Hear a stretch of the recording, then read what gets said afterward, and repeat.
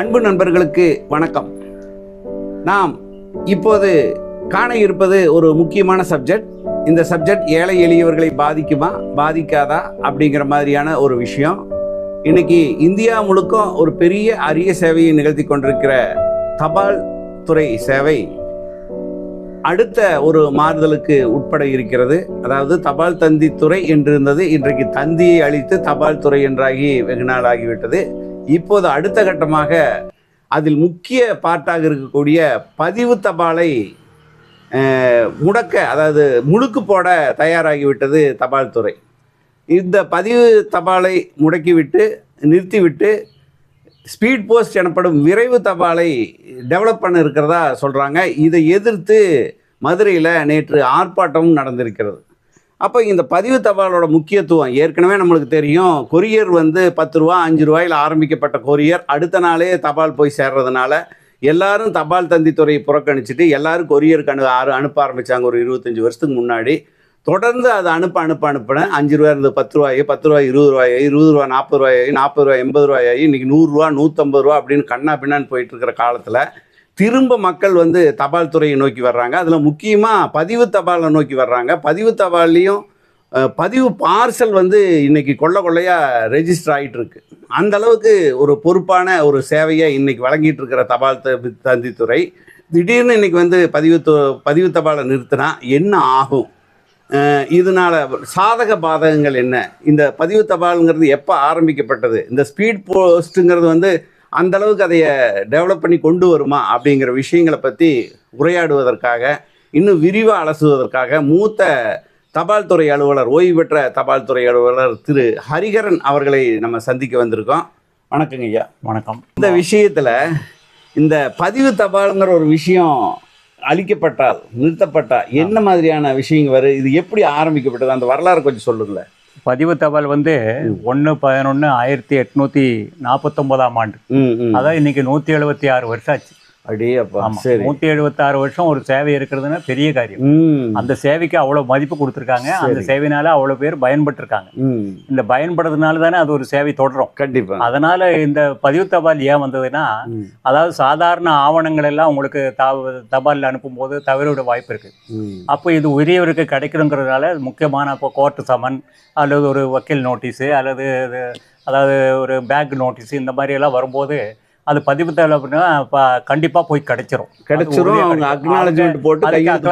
உரிய கட்டணம் செலுத்துற அதுக்கு அக்லாயின்மெண்ட் வரும். அந்த அக்லாயின்மெண்ட்டுக்கு வெறும் 3 ரூபா இருந்தது. இந்த பதிவு தபால் தொடங்கி 176 வருஷம் ஆச்சு. அதாவது 1.25 நூற்றாண்டுக்கு மேலே ஆயிடுச்சு. அது பெருமை மிக்க ஒரு தபால் சேவை. நிறைய சேவைகள்லாம் இருந்துருக்கு தபால்ல. சர்டிஃபிகேட் ஆஃப் போஸ்டிங்னு ஒரு சேவை இருந்தது.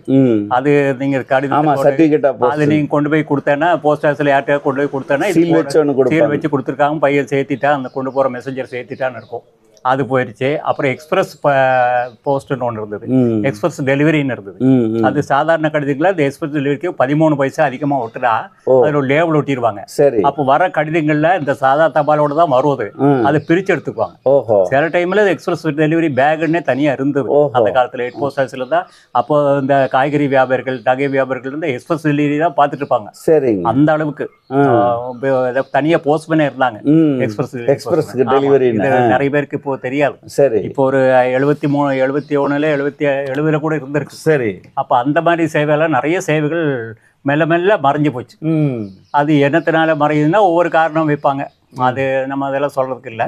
அந்த மாதிரி மறைஞ்சு போன கடைசியா ஒளிஞ்சது மறைஞ்சது தந்தித்துறை. மறைஞ்சதுனால என்னெல்லாம் நடந்திருக்கு. தந்தி என்னாச்சுன்னா, தந்தி ஒரு முக்கியமான ஒரு ஆவணங்க. அதாவது ஒரு தந்தின்னு வந்தா அதில் ஒரு முக்கியமான நல்ல செய்தி இருக்கலாம், கெட்ட செய்தி இருக்கலாம். இந்த நல்ல செய்திக்கு தந்தி வாழ்த்துக்கள் அனுப்புவாங்க. எனக்கு கூட வேலைக்கு அப்பாயின்மெண்ட்டே தந்தியில ரொம்ப ரொம்ப உடனடியா வாங்க அப்படின்னு சொல்லுவாங்க. ஒரே 3 வார்த்தை. அதே மாதிரி ஒரு வீட்டுல தந்தி வந்திருக்குன்னு சொன்னா அவங்க உடனே எடுக்கிறது என்னன்னா நெகட்டிவ் பாயிண்ட். ஓ ஏதோ துர்மரணம், ஏதோ துக்கம் நடந்து அப்படின்னு ஆரம்பிச்சிருவாங்க. அந்த மாதிரி வந்திருக்கும். ஆனா தந்தி ஒரு முக்கிய, தந்திக்கு ஒரு இம்பார்ட்டன்ஸ் கொடுத்தாங்க. தம்பிக்கு மக்களிடையும் சரி தந்தி துறையும் சரி அது ரொம்ப பெரிய காரியம். தந்திக்கே ஒரு தனியா ட்ரைனிங் கிளாஸ் எல்லாம் வச்சாங்க. தந்தித்துறை ரொம்ப, தந்தி ஒழிச்சதில் எனக்கு ரொம்ப கருத்து உடன்பாடு கிடையாது. என்னமோ இப்போ என்ன இல்ல இப்ப தபால் தந்தித்துறைன்றது இப்ப வெறும் தபால் துறையா தான் இருக்காது. ஆமா, முதல்ல தபால் தந்தி துறையில தொலைபேசி, தந்தி, தபால், ஆர்எம்எஸ் 4 துறைகளுக்கும் சேர்த்து தமிழ்நாடுக்கு எடுத்தேன்னா ஒரு போஸ்ட் மாஸ்டர் ஜெனரல் தபால் துறை தலைவர் ஒருத்தர் தான் இருந்தார். அப்போ இந்த எத்தனைக்கும் அந்த போஸ்ட் மாஸ்டர் ஜெனரல் சென்னையிலேருந்து வந்தான்னா அவர் முதல்ல தொலைபேசி துறைக்கும் போவார், போஸ்ட் ஆஃபீஸுக்கும் வருவார், ஆர்எம்எஸ்க்கும் போவார், தந்தி ஆஃபீஸுக்கும் போவார். அந்த மாதிரி அவர் வெள்ளக்காரங்காலத்துலேயும் எனக்கு விசேஷமாக நான் கேள்விப்பட்டது, அந்த அவர் துறையை பிஎம்ஜியாக இருக்கும்போது போஸ்ட் மாஸ்டர் ஜெனரலாக இருக்கும்போது ஒரு வெள்ளக்காரர் இருந்தாராமா. அவருக்கு ஒரு நாய்க்கு ரயிலில் ஒரு டிக்கெட் புக் பண்ணுவாங்க, ஒரு இடம் நாயும் கூட்டிட்டு வருவார். அந்த மாதிரி ஒரு ரசிக, அதாவது இது ஒரு ருசிகரமான தகவல். இதெல்லாம் நிறைய பேர் தெரியாது. காந்தி வந்து விமானத்துல ஆட்டுக்குட்டி ஏத்திட்டு, காந்தி ஆட்டுக்குட்டி வேறத, அது ஆட்டுப்பால் குடிப்பாரு. இது வந்து ஒரு அந்த அளவுக்கு பவர் இருந்தது. ஒரு பிஎம்ஜினா அது பெரிய பவர். போஸ்ட் மாஸ்டர் ஜெனரல்னா அவருக்கு சரியான சலுகை, அவர் ஒரு பவர்ஃபுல் மேன். சரி, இப்போ இந்த பதிவு தபால் பற்றி பேசுவோம். பதிவு தபாலை பொறுத்தளவு இது வந்து என்ன சொல்றாங்க? இப்போ வந்து அதை வந்து அடுத்த மாசத்துல இருந்து நிப்பாட்ட போறதா சொல்றாங்க. 176 வருஷம் ஆச்சு. 1/11/1849 அறிமுகப்படுத்தினாங்க. இது முக்கிய ஆவணங்களுக்கெல்லாம் ரொம்ப பதிவு தபால் ரொம்ப முக்கியமா இருந்தது. இது வந்து அதுக்கப்புறம் ஒரு 40 இப்போ வந்து ஸ்பீட் போஸ்ட் ஓப்பன் பண்ணாங்க. ஸ்பீட் போஸ்ட் எதனால வந்ததுன்னா, ஒரு பாம்பேல ஒரு பிஎம்ஜி இருந்தார். அப்போ கோரியர் ரொம்ப சர்வீஸ் பண்ணி வெளுத்து வாங்கிட்டு இருந்தாங்க. கோரியர் சேவைன்னா கோரியர் தான், கொடுத்தா நாளைக்கு போயிடும். அவனுக்கு ரொம்ப துரிதமான சேவை கொடுக்கணுன்ட்டு. அப்போ அந்த போஸ்ட் மாஸ்டர், அவர் பேர் எனக்கு சரிக்கா ஞாபகம் வரல, அவர் ஒரு யோசனை சொன்னார், இந்த மாதிரி ஸ்பீடு போஸ்ட் நம்ம ஆரம்பிக்கலாம். அது ஆரம்பிச்சா நமக்கு வந்து ரொம்ப இந்த கோரியருக்கு ஒரு காம்படிஷனா அமையும். அதே மாதிரி ஜனங்களோட நம்பிக்கை வரும். இப்போ கோரியர் மூலம் என்ன பண்ணாலும் ஒரு தனியார் துறை, இது அரசுகிட்ட நீங்க கேள்வி கேட்கலாம். அப்போ இந்த கேள்வி கேட்கறதுக்கு அரசு ஊழியர், அரசாளர் பொறுப்பா கண்டிப்பா பொறுப்பு இருக்கு, கண்டிப்பா பொறுப்பு இருக்குது. அப்போ அந்த நிலைமையில அவரை வந்து இந்தியாவில் வந்து ஸ்பீடு போஸ்ட் ஆரம்பிச்சார். ஒரு 14 சிட்டிஸ்க்கு ஆரம்பிக்கிற மாதிரி ஆரம்ப அளவில் ஸ்பீடு போஸ்ட் ஆரம்பிங்க. அது வந்து ஆகஸ்ட் மாதம் 1986 1/8/1986 ஆரம்பித்தாங்க. அது ஆரம்பித்து 14 சிட்டிஸுக்கு ஆரம்பித்தாங்க. அதாவது மெட்ரோ சிட்டின்னு சொல்லுவோம், பாம்பே, கல்கத்தா, டெல்லி, சென்னை, இந்த மாதிரி ஒரு மெட்ரோ சிட்டிக்கெல்லாம் ஆரம்பித்து அது துரிதமாக போயிட்டு இருந்தது. அது நல்ல கோயம்புத்தூரில் அடுத்த வருஷம் ஆரம்பித்தாங்க. அடுத்த வருஷம் ஆகஸ்ட் மாதம் 1987 ஆரம்பித்தாங்க கோயம்புத்தூரில். அது இங்கே விழாவை கூட எடுத்தாங்க. அது முதல் ஸ்பீடு போஸ்ட் ஒரு 3 தபால் கொடுத்தாரு. சரி, அவர் வந்து மனோகர் டேவிட்னு மோசஸ் ஞானாபரண உரிமையாளர், அவரே வந்து கொடுத்தாரு. அதுக்கப்புறம் அதுக்கு மார்க்கெட்டிங் எல்லாம் பண்ணாங்க. ஸ்பீடு போஸ்ட்டுக்கு மார்க்கெட்டிங், அந்த மாதிரி மார்க்கெட்டிங் ஆபீஸ்லயே போய் ஆபீஸ்ல வாங்குற மாதிரி, வீட்டு அங்க போய் கலெக்ட் பண்ணி கொண்டு வந்து கொடுக்குற மாதிரி. அதே மாதிரி நீங்க ஸ்பீடு போஸ்ட் புக் பண்ணுங்க, அதுக்கு சில இடத்துல இப்போ நம்ம குறிச்சி இண்டஸ்ட்ரியல் எஸ்டேட்ல ஒரு ஸ்பீடு போஸ்ட் கவுண்டரே போட்டாங்க தனியா. அது அவங்க நிறைய தொழிற்சாலைகள் அந்த தொழிற்சாலை அங்க ஜெகதீசன் ஒருத்தர் இருந்தாரு. அவர் வந்து ஒரு இன்ஜினியர். அவர் முயற்சியில வந்து நாங்க அங்க நூர்ஜான்னு ஒரு டைரக்டர் இருந்தாங்க. அங்க ஒரு பெரிய ஃபங்க்ஷன் வச்சு ஸ்பீடு போஸ்ட் அன்றைக்கு ஆவரேஜா ஒரு நாளைக்கு 87-90 ஸ்பீடு போஸ்ட் புக் ஆகும் ஒரே இடத்துல. அங்க இருக்கிற ஃபேக்டரி அவங்க எல்லாம் கொண்டு கொடுப்பாங்க. அது ஒரு போஸ்ட்மேன் வந்து ஆபிரகாம் ஐயாதுரைன்னு ஒரு போஸ்ட்மேன், அவர் வந்து ஹெட் போஸ்ட் ஆஃபீஸில் கொண்டு கொடுப்பாரு. அவர் வேலை முடிச்சுட்டு அது ஒரு சர்வீஸாக பண்ணுவார். அந்த மாதிரி அது நல்ல சிஸ்டமாக இருந்தது. அதே மாதிரி அசோகா பிளாசான்னு அங்கே ஒரு ஸ்பீடு போஸ்ட் கவுண்டர் ஓப்பன் பண்ணோம். நிறைய அப்புறம் கேஜி தியேட்டர் இருக்கு இல்லைங்களா, அங்கே ஒரு ஸ்பீடு போஸ்ட் கவுண்டர் ஓப்பன் பண்ணோம். அது பக்தவத்சத்தினுடைய முயற்சியால், டாக்டர் பக்தவத்சத்தினுடைய முயற்சியால் அங்கே ஒரு ஸ்பீடு போஸ்ட் கவுண்டர் பண்ணோம். அதுக்கு ஒரு விழா எடுத்தோம். ஆனால் குறிப்பிட்ட பகுதிகளில் தான் நீங்கள் வந்து அன்னைக்கு ஸ்பீட் போஸ்ட் ஆரம்பிச்சிங்க. இப்போ எல்லா போஸ்ட் ஆஃபீஸும் எல்லா போஸ்ட் வந்துருச்சு. ஆரம்ப காலகட்டத்தில் ஒரு குறிப்பிட்ட தபால் நிலையத்தில் தான் ஸ்பீடு போஸ்ட் இருந்தது. இந்த ஸ்பீடு போஸ்ட்டுக்கு இந்தியாவிலே express mail service, speed post, EMS speed போஸ்ட்டுங்கிறோம். ஜப்பானில் கொரோனா போஸ்ட், இந்த மாதிரி ஒவ்வொரு கண்ட்ரிக்கு வித்தியாசமாக இருக்கும், பேர் மாறு. லண்டனில் ஒவ்வொரு அந்த மாதிரி ஸ்பீடு போஸ்ட்டுங்கிறது ஒரு கோரியரை வந்து காம்படிஷன் இல்லை, கோரியரை வந்து அடியோட நம்பிக்கை மிக்க ஒரு துறையாக தபால் துறை இருக்குங்கிறனால அந்த கோரியருக்கு ஒரு பாதிப்படைகிற மாதிரி இந்த சேவை வந்தது. கரெக்ட். ஆமாம், அதனால இந்த சேவை வந்து நாம் இன்னைக்கும் பெருமையாக கொள்கிறோம். அதாவது எந்த தபால் துறையில் எந்த சேவை வந்தாலும் அது பெருமையாக கருத வேணும். இன்னைக்கு இது வந்து சிறப்பாக போயிட்டு இருக்குது. இப்போ ஸ்பீடு போஸ்ட்டுங்கிறது வந்து அதில் என்னன்னா அதுக்கு பிஓடி, ப்ரூஃப் ஆஃப் டெலிவரியும் வச்சுருக்காங்க. அதுக்கு வந்து அக்ளாய்மெண்ட், ரெஜிஸ்டர் போஸ்ட்டில் அக்ளாய்மெண்ட் டிபார்ட்மெண்ட்டில் ஒரு கார்டு அடித்து அது கூட வைப்பாங்க. அதுக்கு வைப்பாங்க. இதுக்கு வந்து தனியாக ஒரு கார்டு கொஞ்சம் கட்டியாட்டையா சில கொஞ்சம் அகல மாநிலத்தில் இப்போ பாருங்க, கேரளாவில் வந்து கதகளி அங்கே முக்கியம். அந்த கதகளி படத்தோட ஸ்பீடு போஸ்ட் அக்ளாய்மெண்ட் வச்சுருக்காங்க. அப்புறம் சென்னையில் இந்த ஜிபிஓ போஸ்ட் ஆஃபீஸோட அக்ளாய்மெண்ட் இருக்காங்க. ஒவ்வொரு சர்க்கிளுக்கு தகுந்த மாதிரி, ஸ்டேட்டுக்கு தகுந்த மாதிரி நல்லா அவங்களே முயற்சி எடுத்து அந்தந்த துறையை அல்லது தலைவரை முயற்சி எடுத்து பண்ணி. பதிவு தபால் அக்னாலஜ்மெண்ட் ஒன்று இருக்கு கார்டு. இது ஒரு வேற மாதிரி இது இருக்கு. ரெண்டுக்கு அப்படி என்ன அதுல என்ன அது வித்தியாசம் இருக்கு? பதிவு தபால் கார்டுன்னா அது அந்த காலத்திலேயே இருந்து அதை அப்படியே வழக்கத்தை மாத்தலை. ஓ இப்போ என்ன பண்ணியிருக்காங்க, இப்போ சமீபகம்னா இப்போ கொஞ்சம் ஒரு போன செவ்வாய்க்கிழமையிலிருந்து பதிவு தபாலுடைய அக்கனாமிண்ட் கட்டணத்தை உயர்த்திட்டாங்க. ஓஹோ 10 ரூபாய் பண்ணிட்டாங்க. ஓ அக்னாலஜ்மென்ட்டுக்கு 10 ரூபா. 10 ரூபா ஸ்பீட் போஸ்டோட அதுக்கும் 10 ரூபா. ஓஹோ அதுக்கு என்ன கார்டு வேற வேற. கார்டு வேற. அது இப்போ கார்டு மாற்றுவாங்கன்னு நினைக்கிறேன். ஏன்னா 10 ரூபா வாங்குறதுக்கு ஒரு கார்டு மாற்றிக்கணும். ஏன்னா இந்த அக்கனாமிண்ட் போஸ்ட் ஆஃபீஸில் இந்த பதிவு தபாலுக்கு இருக்க அக்கனாமிண்ட் சில டைம் எல்லாம் மிஸ் ஆகும். இப்போ நீங்கள் வந்து கலெக்டர் ஆஃபீஸ்க்கு அக்கனாமிண்டோட கொண்டு போய் கொடுக்குறீங்க. அப்போ ஒரு கலெக்டருக்கு ஒரு 10, 20, 30 தபால் வருதுன்னா அன்னைக்கே உட்காந்து வாங்க மாட்டாங்க. அங்கே யூசஸ் தரசார் அவர் தான் ஆதரிச்சு பண்ணியிருக்காங்க. ஹெச்எஸ்ன்னு சொல்லுவோம் அவரை வந்து கையெழுத்து போட்டு எல்லாம் வச்சிருவாரு. போஸ்ட்மேன் கொடுத்துருப்பாரு. அடுத்த நாள் அந்த அக்கனாமிண்ட் அன்னைக்கு சாயந்தரமா இல்லாட்டி அடுத்த நாள் வாங்கி அனுப்புவார். இதில் சில டைம் இந்த அக்கனாமிண்ட் ரொம்ப ஃபிலிம்ஸியாக தின்னா இருக்கனால அது மிஸ் ஆகுறதுக்கு சான்ஸ் வரும். இது ஸ்பீடு போஸ்ட்ல அந்த அக்கனாமிண்ட்லாம் கொஞ்சம் கவனத்துடன் கையாளுவாங்க அப்படின்னவங்க. அது வராது போனால் கூட கம்ப்ளைண்ட் பண்ணால் அது அக்கனாமிண்ட்டுக்கு நீங்கள் ஃபீ பண்ணால் உங்களுக்கு ப்ரூஃப் ஆஃப் டெலிவரி இந்த மாதிரி அக்கனாமிண்ட்டுக்கு சர்டிஃபிகேட் ஆஃப் டெலிவரி கொடுத்துருவாங்க அந்த மாதிரி. அப்புறம் ஸ்பீடு போஸ்ட்டுக்கும் அப்படி தான் இருக்குது. ஆனால் ஸ்பீடு போஸ்ட்டில் என்ன கொண்டு வந்தாங்கன்னா ஒரு சட்டம், பதிவு தபால நீங்கள் யாருக்கும் கொடுக்க முடியாது. வீட்டில் வந்தால் பதிவு தபால் யாருக்கு வேணா கொடுக்க முடியாது. உங்களுக்கு வந்தால் உங்களுக்கு தான் கொடுக்கணும். ஓஹோ இல்லைன்னா ஆத்தரைஸ் பண்ணணும். நீங்கள் அந்த ஒரு ஆத்தரைஸ் எழுதி கொடுத்து நான் இல்லாத பட்சத்தில் நான் இவருக்கு கொடுக்குறேன், அதுக்கு உண்டான முழு பொறுப்பையும் நான் ஏற்றுக்கொள்கிறேன்னு இருக்குது. அதில் அந்த வேர்டிங் இருக்கும். பதிவு தபால் எல்லாத்துக்கும் நீங்கள் எழுதி கொடுக்கும்போது ஒரு அண்டர்டேக்கிங் மாதிரி நீங்களும் அதுக்கு ரெஸ்பான்சிபிலிட்டி. அது post office is free from all responsibilities போடுவோம். ஒரு கோர்ட்டு ஏதோ ஒன்று வந்தாலும் பொறுப்பாக வரும். அதனால அந்த ஆல்டரைஸ் பண்ணுவாங்க. ஸ்பீடு போஸ்ட்ல அப்படி சட்டம் கொண்டு வரல. ஸ்பீடு போஸ்ட் யாருக்கு வேணாலும் கொடுக்கலாம். உங்க வீட்டுக்கு உங்களுக்கு ஸ்பீடு போஸ்ட் வந்தேன்னா நீங்க இல்லைன்னா உங்க பையனோ ஒய்ஃபோ யார் வேணாலும் வாங்கிக்கலாம். அப்ப அது நம்ம சட்டப்படி இவங்க தான் வாங்கினாங்க அப்படின்னு நம்ம நடவடிக்கை எடுக்க முடியாது. அது எப்படி அவங்க கொடுக்கல மறந்துட்டேன்னு சொல்லுவாங்க. அப்ப தப்பிக்கிறதுக்கு நிறைய வாய்ப்பு அதுல இருக்கு. இதுல பதிவு தபால் அதுக்கான வாய்ப்பே கிடையாது. அந்த மாதிரி வாய்ப்பு கிடையாது. புரியுது. அதனால பதிவு தபால் பதிவு தபால் ஒழிக்கிறது எனக்கு ரொம்ப ஒரு அது வருத்தத்தக்க விஷயம். எதுக்காக அதை பண்றாங்க? ஏதாவது அது வந்து இப்போ டெக்னாலஜி இந்த நிறைய போஸ்டல் இப்போ ஏபிடி அந்த இதெல்லாம் postal technology improve advanced postal டெக்னாலஜின்னு இதெல்லாம் நிறைய கொண்டு வராங்க. ஒரு நாள் பூரா அந்த போஸ்ட் ஆஃபீஸ் இப்போ வர செவ்வாய்க்கிழமை அந்த சனிக்கிழமை போஸ்ட் ஆஃபீஸ் எல்லாம் மூடி அந்த டெக்னாலஜியாக வளர்க்குறதுக்கு அன்னைக்கு சேவையெல்லாம் நிறுத்தி வச்சு அட்வான்ஸ் பண்ணுறாங்க. அட்வான்ஸ் பண்ணுறதுல நம்ம ரொம்ப வரவேற்கிறோம். அட்வான்ஸ் டெக்னாலஜி கண்டிப்பாக வரணும். இப்போ கூட டிஜிட்டல் இந்தியானெல்லாம் சொல்கிறோம். கண்டிப்பாக. பட் அதே நேரம் இந்தியாவில் வந்து பாமர மக்கள், அதாவது கிராமப்புற மக்கள் அதிகமாக இருக்காங்க. அதாவது 197% இதுதான் கிராமத்தில் தான் இருக்கிறாங்க. இப்போ கிராமத்துக்கான சேவை தான் தபால் துறை. கிராமத்துக்காக தான் கிராம தபால் நிலையங்களே இன்னைக்குன்னு சொன்ன போனா கிராமத்துக்கு வந்து கொரியர் வரதில்ல, சிட்டிக்குள்ளேயே கொரியர் வரதில்ல, வந்து ஆபீஸ்ல வாங்கிக்கோங்கிறாங்க. இப்ப நீங்க என்ன சொல்றீங்கன்னா நாம இந்த சிறுவாணி அந்த அடிவார மக்கள்லாம் சிறுவாணி டேம்ல அடிவாரத்தில் ஒரு போஸ்ட் ஆஃபீஸ் இருக்கு. அந்த இன்ஜினியருக்கு அங்க இருக்கிறவங்களுக்கு எல்லாம் அந்த இது வரும், தபால் வரும். இந்த கொரியர் மூலியமா ஏதாவது வந்தனா அவங்க வந்து ஆலாந்துறையோ அல்லது ஏதோ ஒரு போஸ்ட் ஆஃபீஸ்ல ஸ்டாம்ப் ஊட்டி போட்டுருவாங்க. ஓ அப்படி போக முடியாது. சரி, அவன் கண்டிப்பா இது டெலிவரி ஆயிரும் தெரியும். போஸ்ட் ஆஃபீஸ்ல ரூரலுக்கு போறதுனால டெலிவரி ஆயிரும் தெரியும். அதனால அவன் போய் பண்ணிடுவான். இது ஒரு புது இல்ல அது அப்படித்தான் பண்றாங்க.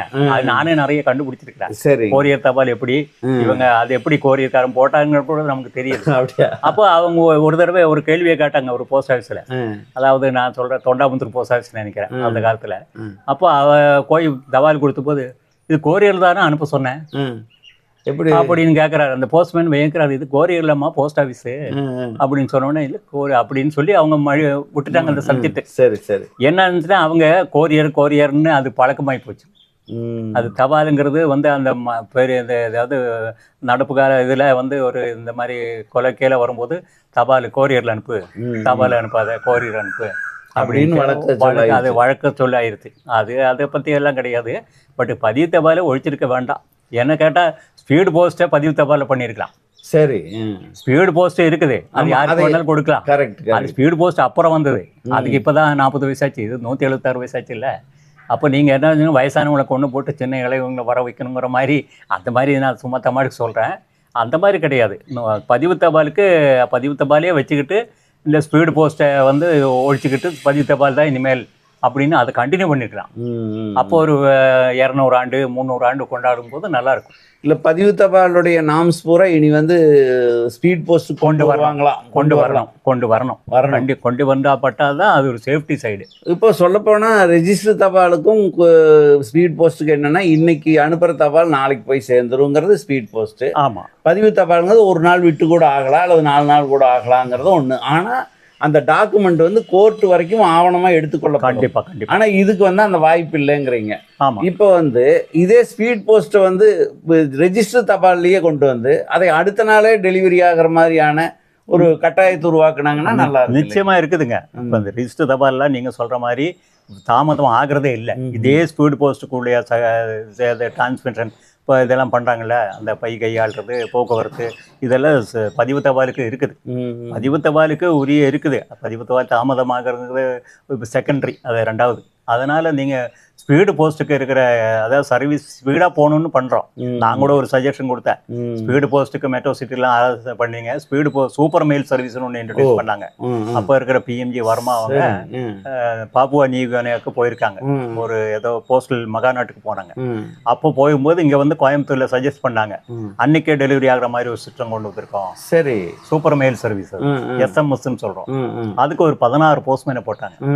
16 போஸ்ட்மேனை போட்டு அது கலெக்டரேட் அஞ்சலகத்தில் அங்கே தான் வச்சாங்க. 16 போஸ்ட்மேனுங்களும் காலையில் 12:30 மணிக்கு மத்தியானம் வருவாங்க. அன்றைக்கி காலையில் டவுனில் போட்ட லெட்டர்லாம் எடுத்து டவுனில் டெலிவரி ஆகிற லெட்டர்லாம் பிரித்து இந்த 16 போஸ்ட்மேனும் டெலிவரிக்கு போயிடுவாங்க. ரொம்ப பாராட்டிடுறாங்க. சரி, அன்னைக்கு போட்ட லெட்டர் அன்னைக்கே டெலிவரி. 12 மணிக்கு முன்னாடி 12 அது SMS சூப்பர் மெயில் சர்வீஸ். அது அந்த மாதிரி இருக்கும்போது நல்லா அந்த மேடம் பண்ணாங்க. அது ரொம்ப விமர்சையாக இருந்தது. அது பரத்தடி ஒரு அப்போவே இப்போ பெரிய பெரிய கம்பெனிகள், இந்த ரேஸ் கோர்ஸ் கம்பெனிகள், இந்த பெரிய பெரிய கம்பெனிகளாக இருக்குமே நம்ம கோயம்புத்தூரில், அவங்கெல்லாம் இதெல்லாம் பரவாயில்ல, இதில் கொடுக்கலாமே, ஒரு ரூபா கரெக்டாக மடமடான்னு கொடுப்பாங்க. அப்போவே ஆரம்பத்திலேயே ஒரு 10 அன்னைக்கு சொல்லும் போதே ஒரு 1000 லெட்டர் வந்து. சரி, இப்போ இந்த மாதிரி சர்வீஸ் எல்லாம் நம்ம புதுசாக கொண்டு வரோம். அந்த கொண்டு வந்த சர்வீஸ் எல்லாம் நம்ம நிலைநிறுத்தணும். அதுக்கான முயற்சிகளும் இருக்கணும். ஒன்று வருது ஒன்று போகுது அப்படி இருக்கக்கூடாது. இன்றைக்கி ஏதோ ஒரு புதுசாக ஒரு மேளா வைப்பீங்க, மகாநாடு போடுவீங்க, என்னென்னு நடக்கணும், அதோடு போயிடக்கூடாது. அது தொடரணும். அதுக்குடைய பின் தொடர்ச்சியாக அது என்ன நடக்குதா, இதில் அப்படியே தொடராங்களா இல்லை அப்படியே விட்டுட்டாங்களா அப்படின்னு. இப்போ ஒரு ஃபங்க்ஷன் நடக்குது, இங்கே வந்துட்டு நம்ம எல்லாருமே PLA RPLA சேரணும்னு சொல்லிட்டு எல்லாம் பண்ணிட்டு பேசிட்டு அவங்க நோட்டீஸை வாங்கிட்டு போயிடுவாங்க. நம்ம அப்படி இல்லை, அவங்கள அதை உட்படுத்துகிறாங்களா, அதில் எத்தனை பேர் சேர்ந்துருக்காங்க, இதுக்கு பின் தொடர்ச்சியாக பின்காமியாக எத்தனை பேர் இதில் ஒர்க் பண்ணுறாங்க, அந்த மாதிரி தொடர்ந்து ஒரு தொடர் வண்டி மாதிரி இந்த மாதிரி சேவை இருக்கணுங்கிறதான் என்னுடைய எண்ணம். ஆனால் இதில் பெரிய நீளமான வண்டி இந்த பதிவு தபால், அதை வந்து நிறுத்துறது எனக்கு என்னமோ உடன்பாடு கிடையாது. அது ஸ்பீடு போஸ்ட்டாக பதிவு தபாலாக இப்போ ஒரு கேள்விக்குறி. இப்போ பதிவு தபாலை ஒழிக்கிறதுன்னு முடிவு பண்ணிட்டாங்க. இப்போ இந்த பதிவு தபாலை ஒழிக்கிறது மூலமாக இன்னும் வேலைப்பளு குறையும்னு நினைக்கிறாங்களா? என்ன ஐடியா? இல்லை, வேலைப்பளு எப்போவுமே குறையாது. ஏன்னா பதிவு தபாலுக்கு போகிறவங்க கண்டிப்பாக இதுக்கு ஸ்பீடு போஸ்ட்டாக ஏதோ ஒரு இதில் வாங்கி ஒரு டாக்குமெண்ட்ரி ப்ரூஃப் இருக்கு இல்லையா, அதனால அது வேலைப்பணி எப்பவுமே குறையாது. இருக்கிற வேலை இருந்துட்டு தான் இருக்கும். அதிகமாக தான் ஆகும். பட் இப்போ இருக்கிற டெக்னாலஜி பிரகாரம் நிறைய வேலைகள், இப்போ போஸ்ட்மேன் எல்லாம் ரொம்ப கட்டப்பட்டு தொலைதூரத்தில், இப்போ வெள்ளலூரில் ஒரு போஸ்ட்மேன் இருக்கான்னா அவர் அங்கே போவார். கடைசியில் போகும்போது அவருக்கு அந்த EBT அந்த சிஸ்டத்துலாம் அவருக்கு அந்த ஃபோன்லேயே மெசேஜ் அனுப்பணும். ஃபோன் சிலப்போ கிடைக்காது. இந்த மாதிரி எல்லாம் ரொம்ப கட்டப்படுறாங்க. இல்லை, ஒரு காலத்தில் 100 வீடு இருந்த இடத்துல இன்னைக்கு 5000 வீடு 50,000 வீடு அது இருக்கு. வேலை வந்து அதிகமானதுனால வேலை நீங்கள் இப்போ தபால் துறைக்கு எப்பவுமே வேலைப்பளு குறையாது. வேலைப்பளு ஏறி தான் போகும். என்ன டெக்னாலஜி வந்தாலும் அது தபாலோட இணைந்து தான் வரும். இப்போ நீங்கள் இந்த இமெயிலு அதெல்லாம் விடுங்க, வாட்ஸ்அப்பு செய்திகள்லாம் உடனே வருதுன்னு வைங்க, அது வேற. பட்டு தபாலில் வர்றது வந்து தான் ஆகணும். வந்தே ஆகணும். அது ரெஜிஸ்டர் தபாலில் வர்றது வந்தே ஆகணும். ரெஜிஸ்டர் தபாலில் எந்த தபால்லையும் வந்தாகணும். அதனால அந்த கண்டிப்பாக நிச்சயமாக இருக்குது. அதனால தபால் துறை வந்து பொதுமக்கள் கைவிட மாட்டாங்க, தபால் துறையும் பொதுமக்களை விடாது. இப்படி மாறி மாறி இருக்கும். இப்போ இது ஒழிக்கக்கூடாது, இது அமல்ல இருக்கணும்னு சொல்லி மதுரையில் ஒரு போராட்டம் நேற்று அந்த அளவுக்கு தபால் ஊழியர்களுக்கும் ஏதாவது இதனால சிக்கல் வரும்னு ஏதாவது? சிக்கலே வராது. தபால் ஊழியர்களுக்கு என்ன சிக்கல்? அவங்க மக்கள் சேவைக்காகத்தான் அவங்க போறாங்க. நீங்கள் என்ன உத்தரவு போடுறீங்க அது பண்ணியிருப்பாங்க. தபால்கார் கொண்டு வந்து கொடுக்குறாங்க. இங்கே கூட எங்கள் ஏரியாவுக்கு ஒரு லேடி வருது, ரொம்ப சின்சியராக நல்லா வேலை செய்யுது, நிறைய லெட்டர் நிறைய இருக்குது. நான் பார்த்து கேட்பேன், இந்த மாதிரி லெட்டர்லாம் அதெல்லாம் குறைச்சிடலைங்கிறாங்க. சில லெட்டர்லாம் நமக்கு உடன்பாடு கிடையாது. அதாவது இந்த பதிவு பெற்ற தபால் புக் போஸ்ட்லாம் வருது பாருங்க, இந்த பத்திரிகை அனுப்புகிறாங்கல்ல, ஒரு பத்திரிகை அவங்க செய்யும் மாதம் வாரம் அதுக்கு மொத்தம் அது வேற, அது பல்குமே புக் நோ பே லெட்டருங்கிற பணம் கட்டி அனுப்பலாம், நிறைய சேவைகள் இருக்குது. பட் இது என்னாச்சுன்னா இந்த 25 பைசா சமாச்சாரம் ஒழிக்கணும். 25 பைசா ரிஜிஸ்டர் நியூஸ் பேப்பர்னு சொல்லிட்டு அந்த பத்திரிகை பதிவு பெற்ற பத்திரிகைன்னு சொல்லிட்டு அது மாத பத்திரிகை மத பத்திரிகை என்னென்னமோ வருது, மதம் சார்ந்த பத்திரிகை மதம் இல்லாத பத்திரிகை இதெல்லாம் வந்துட்டு இதெல்லாம் வரக்கூடாது. இதெல்லாம் தடை பண்ணி 25 பைசாவை ஒழிச்சிடும் நினைக்காது. 25 பைசா சர்வீஸ் கிடையாது. 25 பைசாக்கு நீங்கள் 50 பைசாவுக்கு ஒரு தபால் கார்டு இன்னைக்கு கன்னியாகுமரியிலிருந்து போட்டால் காஷ்மீர் வரைக்கும் போகுது, அது சேவை. பட் இது ஒரு தனியார் ஒரு அவருடைய இதுக்கு வேண்டி பண்ணுறதுக்கு அது 25 பைசா 50 பைசாவுக்கு வாங்குறதுக்கு எனக்கு உடன்பாடு கிடையாது. அது என்னமோ அப்படி ஒரு வச்சுருக்காங்க. சரி, இப்போ ரெஜிஸ்டர் போஸ்ட்டுங்கிறது ஆரம்பித்த காலத்தில் அது எத்தனை பைசாவாக இருந்தது, இன்னைக்கு எத்தனை ரூபாயா மாறி மினிமம். அதே சமயம் கொரியர் 5 ரூபாய்க்கு ஆரம்பிச்சது இன்னைக்கு 100 ரூபா 120 ரூபாயில் வந்து நிற்கிது. இவ்வளவு விளையாட்டுறோம். ஒருவேளை போஸ்ட் ஆஃபீஸ் ஒழிஞ்சிருந்ததுன்னா இன்னைக்கு கொரியர்காரன் 500 ரூபா கூட தபால் செலவுக்கு ஏற்றிட்டு நிச்சயமா. அப்போ இந்த பதிவு தபால் வளர்ந்து வந்த அந்த தொகையுடைய அமௌண்ட் இன்னைக்கு ரொம்ப கம்மியாக தான் இருக்கு. ஒரு 30 ரூபாயிலேயே அனுப்ப முடியுது. ஆமாம், கண்டிப்பாக அனுப்பலாம். இப்போ ஒரு 20 கிராம் வரைக்கும்னா 5 ரூபா இப்போ சாதாரண தபாலினுடைய கட்டணம், 17 ரூபா பதிவு தபாலுக்குன்னா கட்டணம், 17 5 22 ரூபா, அப்புறம் ஜிஎஸ்டி ஒரு 25 ரூபாய்க்கு உள்ள வரும். பட் அது முந்தைய கட்டணத்துல ரொம்ப கம்மியா இருக்கும். 3.25 ரூபாய்க்கு நான் ரெஜிஸ்டர் அனுப்பியிருக்கிறேன். 3 ரூபாய் 25 ரூபாய்க்கு எதுக்கு அனுப்பினேன்னா, பிரைம் மினிஸ்டர் இந்திரா காந்திக்கு ஒரு ரெஜிஸ்டர் போஸ்ட்ல தினத்தந்தியில் ஒரு செய்தி என்ன செய்தின்னா, உங்களுக்கு நம்ம சபரிமலையில வர இந்திரா காந்தி சபரிமலைக்கு விஜயம் செய்கிறாங்கள, அதனால அங்கிருந்து 1000 ஆண்டு நிறைவு பெற்ற மரங்கள்லாம் வெட்டுறாங்க அப்படின்னு. அது எனக்கு ரொம்ப பாதிப்படைஞ்சிச்சு. அது சபரிமலைங்கிறது ஜனங்க போகணும், இந்திரா காந்தி வடக்க ஒரு ஹெலிபேட் இருக்குங்க, அங்கே இருக்கிற மரம் வெட்டுறதுலாம் தப்பு. அட்லீஸ்ட் அந்த பக்திபூர்வமாக நடந்து அவங்களுக்கு உடலுக்கு ஒரு சக்தியும் கொடுக்குறாங்க, நடைப்பயிற்சி. அதனால மலை ஏறிட்டு வரணும், இதை நீங்கள் மரத்தை வெட்டக்கூடாது, அனுபவம் தினத்ததி கட்டிங்க வச்சு பதித்து பால் அந்த ரசீட்டும் அதெல்லாம் வச்சிருக்கேன். இன்றைக்கி 3 ரூபாய் 25 பைசா அப்போது 1976 அந்த காலகட்டத்தில் அதை அனுப்பி அது அப்புறம் அக்னாய்மெண்ட் வந்துருச்சு எனக்கு. அப்போ அனுப்புறதுக்கெல்லாம் பதில் வரும், பிரைம் மினிஸ்டர் ஆஃபீஸில் இருந்தால் அனுப்புனா பதில் வரும். இப்போ பதில் எதிர்பார்த்துட்டு இருக்கேன், அது வருமா வராதான்னு தெரியாது. அந்த பதில் வந்துருச்சு. அப்புறம் அது இந்திரா காந்தி அது வேறு பிரைம் மினிஸ்டருடைய செக்ரட்டரி போட்டு வந்தது. அப்புறம் தினத்தந்தியில் ஒரு 15-20 நாளைக்கு அப்புறம் இந்திரா காந்தி வருகை ரத்து, மரங்கள் வெட்டப்படுது நிறுத்தப்பட்டது அப்படின்னாங்க. அது எந்த இதனாலும் நிறுத்தினாங்கன்னு தெரியாது. இருந்தாலும் அந்த 3.25 ரூபா ஆமாம் ஒரு சம்பவம். இந்த மாதிரி பதிவு தகவல்லாம் நல்லா ரீச் ஆச்சு. அந்த ரீச் ஆகும். ஸ்பீடு போஸ்ட்டு அது மாதிரி ரீச் ஆகணும்னா இந்த மாதிரி அது ஸ்பீடு போஸ்ட்டுக்கு அந்த பதிவு தகவலுடைய கண்டிஷன்லாம் கொண்டு வரணும். அதுக்கு இந்த சட்டத்தில் கொண்டு வந்துருக்காங்க. இப்போ 2024 ஒரு சட்டம், 2023 தபால் துறை எல்லாம் சட்டங்கள்லாம் மாற்றி அமைச்சிருக்காங்க. அதில் ஒரு பகுதி தான் இந்த மாதிரி மாற்றங்கள்லாம் வருது. அந்த மாதிரி மாற்றும் போது இது மாற்றி ஆகணும் அப்படிங்கிறது என்னுடைய ஒரு வேண்டுகோள். அது கண்டிப்பாக ஏற்றுக்குவாங்கன்னு நினைக்கிறேன். இருக்கும், கொண்டு வந்திருப்பாங்க. மாறுதல் என்பது மாறாதது அப்படிம்பாங்க. இப்போ பதிவு தபாலுங்கிற ஒரு இதை மாறுதலாக கொண்டு வந்து ஏற்கனவே இருக்கக்கூடிய ஒரு ஸ்பீட் போஸ்ட்டுக்கு கொண்டு வர்றாங்க. இப்போ நம்ம பிரதான பேரில் இருக்கக்கூடிய ஒரு நல்ல விஷயமான பதிவு தபால் பேரை எதுக்கு எடுத்து ஸ்பீட் போஸ்ட் வைக்கணும்? ஸ்பீட் போஸ்டிவே பதிவு தபாலாக வச்சுக்கலாம்ல, ஸ்பீட் போஸ்ட் எடுத்துடலாம்ல. நிச்சயமா அப்படின்னு ஒரு கருத்தை சொல்றீங்க. ஆமாம், ஸ்பீடு போஸ்ட்டாக நல்லா பதிவு. அது மாதிரி ஸ்பீடு போஸ்ட்டாக குறிப்பிட்ட தூரத்துக்கு தான் ஒரு கட்டணம். அப்படி இருக்குது. ரிஜிஸ்டர் தபாலுக்கு அப்படி கிடையாது. இங்க நீங்க டெல்லிக்கு அனுப்புனா ஒரு கட்டணம், ஸ்பீடு போஸ்ட்ல அந்த கிலோமீட்டருக்கு தூரத்துக்கு இவ்வளவு கட்டணம். அப்போ பாதிப்பு பொதுமக்களுக்கு வர்றதுக்கான வாய்ப்பு தான் அதிகம் இருக்கு. பொதுமக்களுக்கு பாதிப்பு வரும்.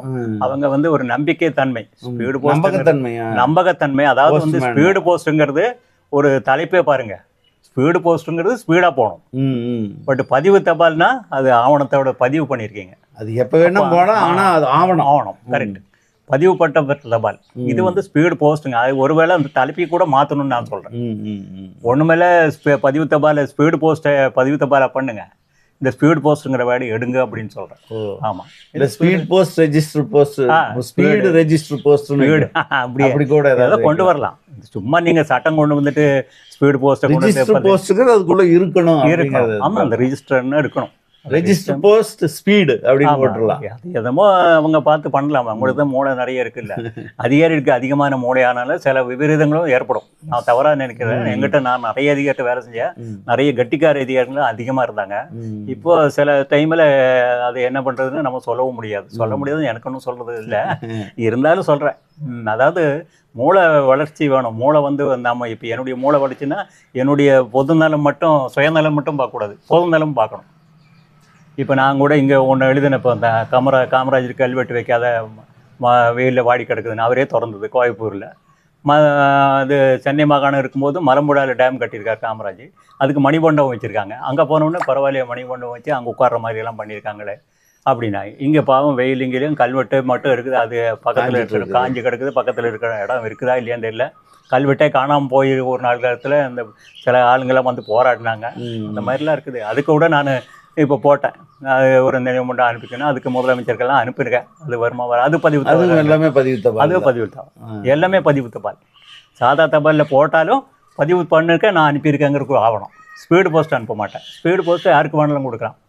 பதிவு தபால் என்பது ஆவணங்கிறதுனால தான் நம்ம பதிவு ஒரு முக்கியமான ஆவணம். இன்னொரு விஷயம், இப்போ பதிவு தபாலுக்கும் ஸ்பீட் போஸ்ட்டுக்கு எவ்வளோ ரூபா வித்தியாசம் வரும்? வித்தியாசம் எப்படி கொஞ்சம் ஒரு மாதிரி வித்தியாசம் வரும். ஒரு 27 ஒரு 5 6 10 ரூபா வித்தியாசம் வரும். ஒரு மாதிரி அந்த தூரத்துக்கும் வெயிட்டுக்கும் தகுந்த. இதன் மூலமா இந்த கிராமத்துல ஏழை எளிய மக்கள் கொஞ்சம் பாதிக்கப்படுறதுக்கான வாய்ப்புகள் இருக்கு. ஏன்னா 10 ரூபாய்ங்கிறது அவங்கள பொறுத்தளவு ஒரு பெரிய இருக்கும். இப்போ கிராமத்துல ஏழை எளிய மக்கள் வந்து பாதிக்கிறதுன்னா அவங்களுக்கு அனுப்பித்தான் ஆகணும். ஒரு கட்டாயம் வரும்போது அவங்க அந்த பாதிப்பை வந்து செலவு பண்ண மாட்டாங்க. இப்போ சினிமா பாக்குறாங்க. ஏன்னா ஆவணமாக சினிமா கொட்டாயிலே போய் பார்க்குறீங்க. வில்லேஜ் ரூரல்லேயே இப்போ சினிமா கொட்டாய் அர்பனில் இருக்கிற மாதிரி தொடங்கிட்டாங்க. அப்போ சினிமா பார்க்காத விட்றாங்க. அது கிடையாது. அதனால் அது அவங்கவுங்க வளர்ச்சி அவங்கவுங்க அதாவது ஃபைனான்ஸ் நிதி நிலைமையாக இருக்குது. அனுப்பித்தான் ஆகணும்னா சரி. இப்போ இந்த பதிவு தபாலை பற்றி இது ஒழிக்கிறாங்க, முடக்கிறாங்க, ஏதாவது ஒன்று பண்ணுறாங்கன்னு வைங்க. இப்போ தபால் பெட்டிகளை நிறைய இருக்குது. அதைவே எடுத்துடலாம்ல, நிறைய அவசியம் இல்லாமல். தபால் பெட்டிக்குன்னா அது தனி கதை. தபால் கட்டி இந்தியாவிலேருந்து முதல்ல இங்கே நம்ம போத்தனூருக்கு கோவை மாவட்டத்தில் போத்தனூருக்கு தான் தபால் இட்டு வந்தது. அப்புறம் ஊட்டிக்கு கொண்டு போனாங்க. அது தபால் பெட்டி அது ரொம்ப பெரிய சரித்திரம். அப்போ தபால் பெட்டியில் போட்டால் நீங்கள் உங்கள்கிட்ட கொடுக்குறத விட தபால் பெட்டியில் போட்டால் அவ்வளோ நம்பிக்கை. ஆமாம், அந்த நம்பிக்கை இருக்குது. அந்த நம்பிக்கையோட தபால் பெட்டி நம்பிக்கை தான் பதிவு தபாலுக்கு இருக்குது. தபால் பெட்டிக்கு விழா எடுத்ததெல்லாம் இருக்குது. எங்கள் சினிமா பிபி ஆர்வம் சார் இருந்தார். அப்புறம் நிறைய பேர் இருந்தாங்க, விழா எடுத்தாங்க. உங்களுக்கு தோடி பானுமதி கமிஷனில் கூட அந்த சின்னாம்பதியில் தபால் பெட்டி வீரப்பனோட அங்கே தபால் பெட்டி இருந்திருந்தாலும் அவங்களுக்கு தகவல் தெரிவிக்க அப்போ மொபைல் இதெல்லாம் கிடையாது. தபால் தெரிவிக்க வசதியாக இருக்குன்னு சொல்லிட்டு சின்னாம்பதியில் போய் தபால் பெட்டி வச்சோம். அதுக்கு ஒரு விழா எடுத்து அது பத்திரிகையிலும் வந்தது. தபால் பெட்டி எடுத்தோம். அந்த மாதிரி தபால் பெட்டி பானுமதி கமிஷன்லேயே ரொம்ப விளக்கமாக அதனுடைய முக்கியத்துவம் கொடுத்து வச்சோம். அப்போ சின்னாம்பதி எங்கே கிடக்குது? காட்டுக்குள்ள மலை மேலே இருக்குது. அப்போ அந்த தபால் ஊழியர் எவ்வளோ பெருமை மிக்க சேவை செய்கிறாரு பாருங்க. அந்த என்ன சார் அங்கே வச்சுட்டுங்க, நாங்கள் எப்படி போய் எடுக்கணும்னு கேட்கல. அவங்க ஒரு சர்வீஸாக எடுத்து அவங்க பண்ணினாங்க. அதாவது தபால் துறையில் இருக்கிற அதாவது சர்வீஸ் பண்ணுற தபால்காராகட்டும் அந்த போஸ்ட் ஆஃபீஸ் ஆகட்டும் ரொம்ப அர்ப்பணிப்போடு சேவை செய்கிறாங்க. அது மறக்க முடியாது. ஆனால் திட்டங்கள் இந்த மாதிரி மாற்றும் போது தான் பொதுமக்கள் கொஞ்சம் பாதிப்படைகிறாங்க. அவங்க சில வேலை செய்கிறவங்களுக்கு கன்ஃபியூஸ் ஆகுது. இப்போ நீங்களே கேட்குறீங்க, ஒருத்தர் வந்து என்னப்பா இது ஸ்பீடு போஸ்ட் ஒன்று சொல்கிறீங்க, பதிவு தபால்னு சொல்கிறீங்க, ரெண்டு அது இதை ஒழிக்கிறீங்க, அதை வருதுங்கிறாங்க. ஜனங்களே கன்ஃபியூஸ் ஆயிடுவாங்க. முதல்ல ஸ்டாஃப் கன்ஃபியூஷன், அப்புறம் ஜனங்க கன்ஃபியூஷன். அதாவது நான் என்ன சொல்லேன்னா, ஒரு நிறுவனம் வந்தால் 200 ஆண்டு 500 ஆண்டு இருக்கணும். அந்த நிறுவனத்தில் ஒரு இது வந்துருச்சுன்னா அதையும் கண்டினியூ பண்ணணும். அதை கட் பண்ணிவிட்டு நின்றுக்கலாமல் இருக்கே. இப்போ வந்து ஸ்பீடு போஸ்ட் இது பண்ணுறோமே, இது ஸ்பீடு போஸ்ட் எதுக்காக வந்தது? கோரியர் ஒழிக்கிறதுக்காக ஒரு பிஎன்ஜி கண்டுபிடிச்சாரு. அது சீக்கிரமாக போய் சேரதுக்கு கண்டுபிடிச்சாரு. அதை விட்டு போட்டு இந்த பதிவு தபால் வந்து எதனால் வந்தது? ஆவணங்கள் எல்லாம் பதிவாக பாதுகாத்தோடு போய் டெலிவரி ஆகணும். கோர்ட்டில் சமன். இன்றைக்கி கூட கோயம்புத்தூர் கோர்ட் தபால் நிலையத்தில் கோயம்புத்தூர் மாவட்டத்திலே அதிகப்படியாக பதிவு தபால் புக்காது. வக்கீலுங்க, கோர்ட்டு நோட்டீஸு, கோர்ட்டு சம்மன்ஸு எல்லாம் நீதித்துறை எல்லாமே இந்த தபாலினுடைய ஆவணத்தை நம்பி தான் பண்ணுறாங்க. கோரியர்கள் அனுப்ப மாட்டாங்க. ஈவன் ஜட்ஜ்மெண்ட்டே கூட கோரியர்கள் அனுப்புனா அது ஒத்துக்க மாட்டாங்க. அந்த மாதிரி நிலைமை இருக்குது. இப்போ இந்த மாதிரியெல்லாம் கன்ஃபியூஸ் பண்ணும்போது யாருக்கு பாதிப்பு வரும்னு நம்ம சொல்ல முடியாது. கரெக்ட். அது ப்ராக்டிக்கலாக தான் நம்ம சொல்ல முடியாது. அதனால் இந்த சேவை தொடரணும்னு என்ன வேண்டுகோள். அது இப்போ அரசியலமைப்பு சட்டத்தில் இந்த போஸ்ட் ஆஃபீஸ் ரீஃபார்ம்ஸ்னு ஒரு சட்டம் கொண்டு வந்துருக்காங்க. போஸ்ட் ஆஃபீஸ் ஆக்டை மாற்றி இப்போ ஒரு புதிய ஆக்ட் 2023 கொண்டு வந்துருக்காங்க. அது மாதிரி மாறும்போது இந்த மாதிரி இதெல்லாம் மாற்ற தேவையில்லை. டெக்னாலஜி வரட்டும். 2.0 எல்லாம் வருது, நிறைய டெக்னாலஜி, அட்வான்ஸ்டு போஸ்டல் டெக்னாலஜின்னு சொல்லி அதெல்லாம் நிறைய அட்வான்ஸ் பண்ணுறாங்க. பட் இந்த மாதிரி சாதாரண இதெல்லாம் நீங்கள் அந்த மாதிரி நாள் டே டு டே, அதாவது அன்னன்னைக்கு நடக்கக்கூடியதெல்லாம் நீங்கள் ஒழிக்க வேண்டாங்கிறது என்னுடைய தாழ்மையான ஒரு வேண்டுகோள். பதிவு தபாலை பற்றி நிறைய விஷயங்களை பகிர்ந்துக்கிட்டீங்க. உங்கள் ஆசைப்படி, பொதுமக்களுடைய ஆசைப்படி, இந்த சேவைப்படி இந்த பதிவு தபால் நீடிக்கணும்னு கேட்டுக்கிட்டு இந்த இதை இப்போ முடிச்சுக்கிறேன். அடுத்த தடவை ஒரு நல்ல ஒரு காணொலியில் உங்களை சந்திச்சு ரொம்ப நன்றிங்க. நீங்கள் தபால் துறை நிறைய தகவல் நீங்கள் என்னோட சொல்லியிருக்கீங்க. உங்களுக்கு நன்றி. நன்றி.